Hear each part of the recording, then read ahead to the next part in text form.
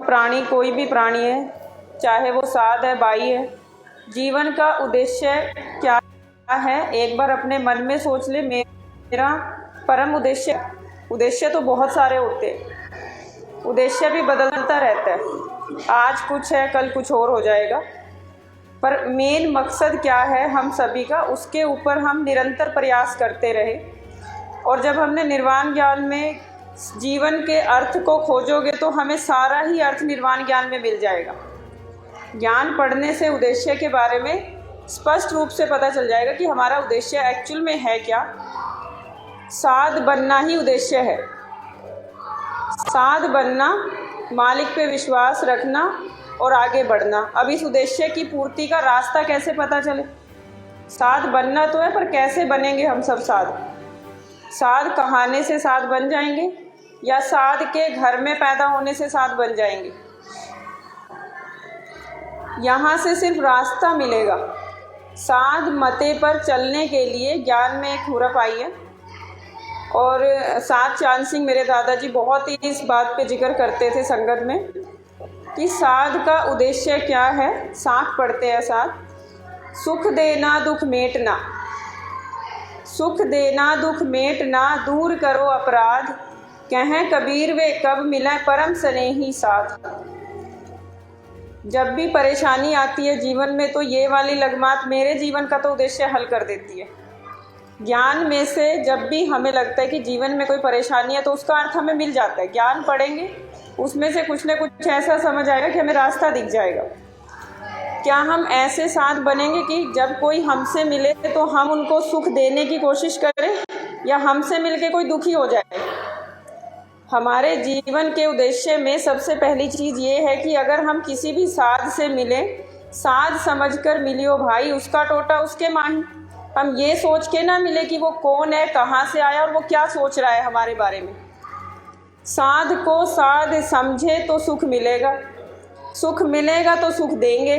जब हमारे पास खुद ही सुख नहीं है तो दूसरे को क्या दें? एग्जाम्पल दिमाग में रखना, आपको गुस्सा नहीं आएगा कि आपका जो हृदय है वो पानी के गिलास जितना है कि उसमें बिजली पड़ी, गर्म कुछ गिरा है और वो उबल गया, या वो समुंदर जैसा है। तो अपने चित्त को इतना विशाल बनाओ कि वो समुंदर की तरह है, बिजली उसमें गिरे तो बिजली ठंडी हो जाएगी, समुंदर में उबाल नहीं आएगा। तो साध का चित्त इतना विशालकाय होना चाहिए कि उसमें जो गिरेगा सामने वाले की जो गर्मी है वो नरमी से ख़त्म हो जाएगी।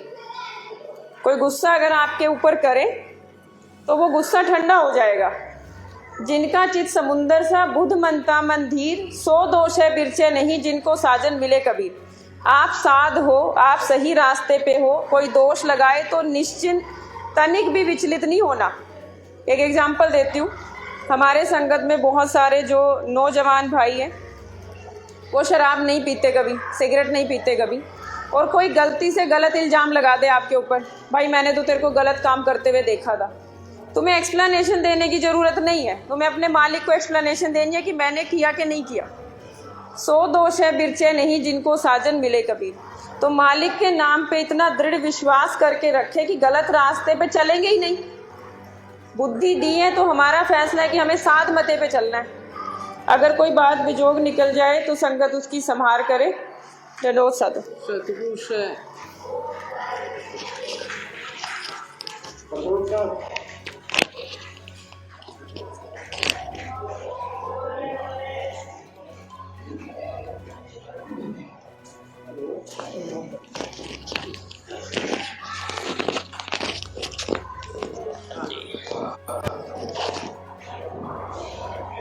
सतावत सतराम। सबसे पहले तो हम परमात्मा ने जो हमें मानव जीवन दिया, ये एक बहुत सौभाग्य की बात है। उससे भी बड़ा सौभाग्य है कि हम सतनामी साध के घर हमारा जन्म हुआ। बहुत सारी बुराइयां, बहुत सारे वशन हम जन्म से ही जिनसे मुक्त रहते हैं, ये एक बहुत बड़ी उपलब्धि है। कई साधुओं ने जो बहुत विचारवान बातें यहाँ बताई, मैं फ़िलहाल थोड़े समय से साध मते से जुड़ा हूँ, और एक अच्छा श्रोता बनना चाहता हूँ। वक्ता बनने के लिए बहुत सारी चीज़ें जीवन में तभी हम दूसरे को बता पाते हैं जब उसको हम स्वयं ग्रहण कर लें। बहुत सारी चीज़ें, बहुत सारे दुर्व्यसनों से हमें इस मत से जुड़ने से हमें मुक्ति प्राप्त जन्म से ही है।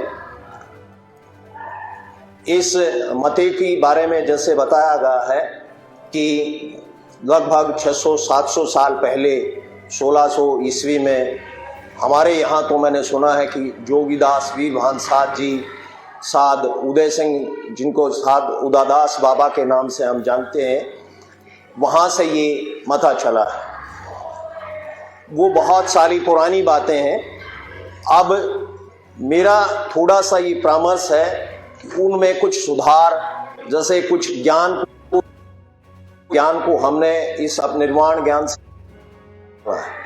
हम बहुत सारे व्यक्ति, बहुत सारे साध, कोई पढ़ करके उसको प्राप्त कर सकता है, कोई सुनकर प्राप्त कर सकता है, कोई किसी चीज़ को देखकर प्राप्त कर सकता है। तो कुछ ऐसे सुधार होने चाहिए ताकि आजकल पाए हमारी नई पीढ़ी इससे जो जुड़ नहीं पा रही है, उसके कुछ कारण हैं। उन कारणों को दूर करने का अगर सभी साध मत के जो संप्रदाय के जो विशेष लोग हैं वो प्रयास करेंगे तो अवश्य हमारी नई पीढ़ी भी इससे जुड़ेगी।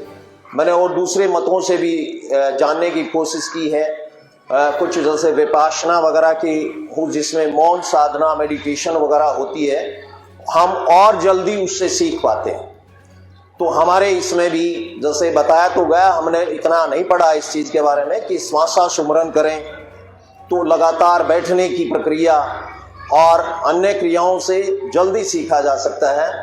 तो अगर सभी साध इसमें सुधार करने की कोशिश करेंगे तो हमें बहुत हर्ष होगा और मैं इसको बहुत अच्छी तरह से सब अडॉप्ट कर पाएंगे।